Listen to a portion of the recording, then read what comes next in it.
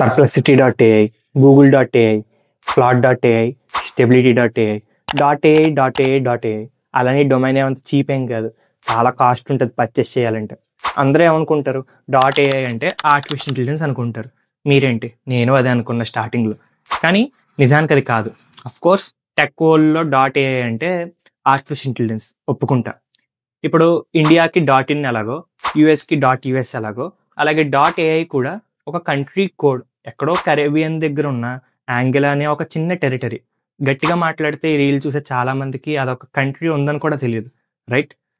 So November 30, 2022 OpenAI చాట్‌జీపీటీని release చేసింది పబ్లిక్కి. అప్పుడు మొదలైంది ఏఐ బూమ్. అప్పటి నుంచి ప్రతి కంపెనీకి .ai అనేది ఒక బ్రాండ్ లాగా మారిపోయింది. ప్రతి కంపెనీ .ai డొమైన్ పర్చేస్ చేయడం స్టార్ట్ చేసింది. లిటరల్లీ 2023 ఎండింగ్కి ఈ యాంగులర్ గవర్నమెంట్కి జనరేట్ అయిన రెవెన్యూ ఈ .ai డొమైన్ పర్చేసెస్ వల్ల $30 million అంట. 2024లో అది $40 million రీచ్ అయింది.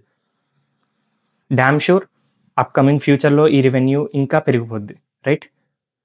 క్రేజీ కదా ఏఐ బూమ్ అవ్వడం, ఆ యాంగిల్ అనే కంట్రీకి రెవెన్యూ జనరేట్ అవ్వడం. అదేం పెద్ద కంట్రీ కూడా కాదు, ఇండియా యూఎస్ లాగా ఏదో చిన్న కంట్రీ, రైట్? నాలాగా మీలో ఎంతమంది .ai అంటే ఆర్టిఫిషియల్ ఇంటెలిజెన్స్ అనుకున్నారో కామెంట్ చేయండి. అండ్ ఈ రీల్ని మీ ఫ్రెండ్స్తో షేర్ చేయండి ఎవరైతే ఇంకా .ai అంటే ఆర్టిఫిషియల్ ఇంటెలిజెన్స్ అనుకుంటున్నారో. అండ్ ఇలాంటి ఇంట్రెస్టింగ్ ఫ్యాక్ట్స్ అండ్ న్యూస్ కోసం మన ఛానల్ని ఫాలో అవ్వడం మాత్రం మర్చిపోద్దు.